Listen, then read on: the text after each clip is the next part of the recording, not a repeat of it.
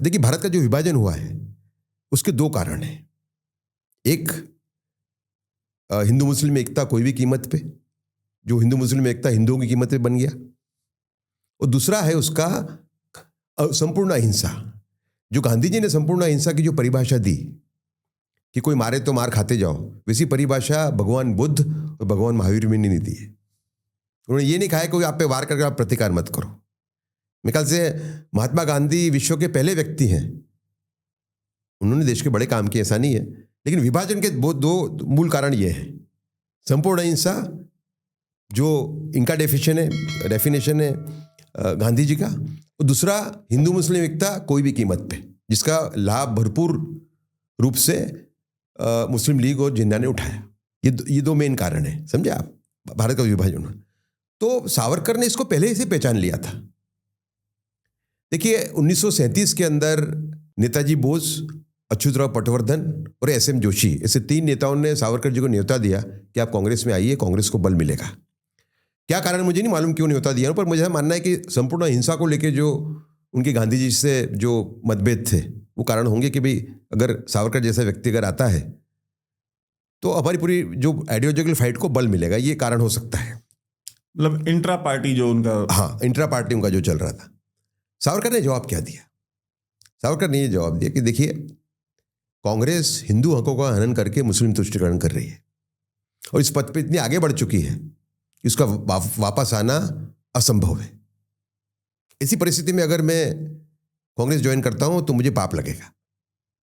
और ये कहते हुए उन्होंने हिंदू महासभा जैसी छोटी सी पार्टी उन्होंने ज्वाइन की।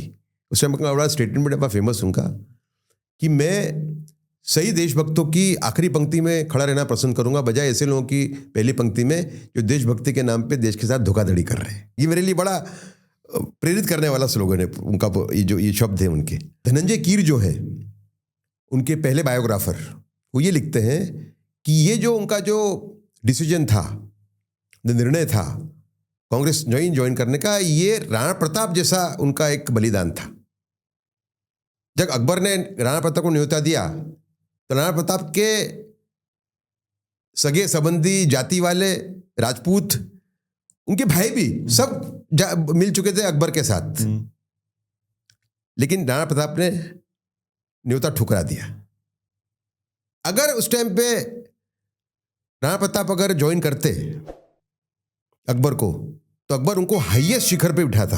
राष्ट्रहित सेकंड टू हिमसेल्फ ही रखता उनको। हाँ, राष्ट्रहित सर्वोपरि रखा उन्होंने। ऐसे ही सावरकर ने राष्ट्रहित सर्वोपरि रखा, क्योंकि अगर कांग्रेस ज्वाइन करते सावरकर तो ऐसा कोई पद नहीं था जिसको हासिल नहीं कर पाते। दूसरा, 1937 का जो उनका पद ग्रहण जब उन्होंने किया हिंदू महासभा के अध्यक्ष के रूप में कर्नावती में, अहमदाबाद में, उनका जो वक्तव्य है काफ़ी तोड़ा मरोड़ा जाता है। लेफ्टिस्ट तो मास्टर है तोड़ने मरोड़ने में, लेकिन उसका मेन मैसेज ये है कि मुस्लिम तुष्टीकरण अगर नहीं रुका कांग्रेस के द्वारा हिंदू हकों का हनन करके, तो पाकिस्तान बन सकता है। और समय बड़ा उनका जो योगदान है वो ये है कि सर मोहम्मद इकबाल, सारे जहां से अच्छा हिंदुस्तान हमारा के रचयिता, और फिर मिली तराना भी तो लिखा, और बाद में उन्होंने उसको मिली तराना कर दिया। हाँ, उसका गाना बिल्कुल उन्होंने पैन इस्लामिक कर दिया, उसको बहु इस्लामवादी गाना बना दिया, क्योंकि वो बहु इस्लामवादी के रूप में कन्वर्ट हो चुके थे। 1930 का जो प्रयागराज का जो सेशन हुआ मुस्लिम लीग का, उसमें उन्होंने पहली बार परिकल्पना की एक अलग देश की, भारत के मुसलमानों के लिए। उन्होंने कहा कि आज का जो सिंध है, तो इस 30 में कहा बलूचिस्तान है, पंजाब है, और बंगाल और नॉर्थ वेस्ट फ्रंटियर प्रोविंस जो अब खैबर पख्तूनख्वा है। हाँ, मतलब करीब करीब आज का, आप बांग्लादेश छोड़ दे तो आज का पाकिस्तान, बांग्लादेश और भारत का पंजाब छोड़ दे तो आप भारत का बंगाल छोड़ दे, समझे आप। यहां मैं एक अलग देश की रचना होते हुए देख रहा हूं भविष्य के अंदर, ऐसा उन्होंने 1930 में कहा।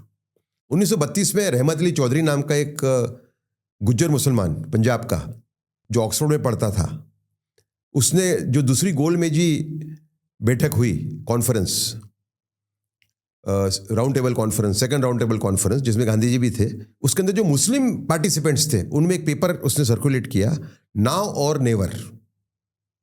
अभी अलग देश मांगने का भारतीय मुसलमानों के लिए सब में सुनहरा मौका है। अगर नहीं मांगा तो हम कभी नहीं इसको हासिल कर पाएंगे। और उसमें उन्होंने पाकिस्तान शब्द का उपयोग किया पहली बार। ये रहमत अली का ही वर्ड ही है पाकिस्तान वर्ड उन्होंने पहली बार उसमें यूज किया। उसके बाद में जिन्ना ने ये पूरी विजन को एक शेप दिया। और 1936 के अंदर सिंध जो था वो बम्बई प्रांत का भाग था। 1930 की जो पाकिस्तान की परिकल्पना की थी मोहम्मद इकबाल ने, उसके अंदर उसने सिंध का भी जिक्र किया था। तो जैसे ही सिंध प्रांत को ब्रिटिशरों ने अलग किया मुंबई प्रांत से, उस टाइम पे सावरकर ने कहा कि इस पाकिस्तान बनने का जो सिलसिला है वो शुरू हो चुका है as part of Anglo Muslim conspiracy. Thank you so much दोस्तों, आपने अभी तक ये क्लिप देखी, लेकिन अगर आप पूरी वीडियो देखना चाहते हैं तो उसकी डिटेल्स डिस्क्रिप्शन बॉक्स में भी है और पिन कमेंट में भी है और आपके स्क्रीन पे भी फ्लैश करेगी। बहुत बहुत धन्यवाद।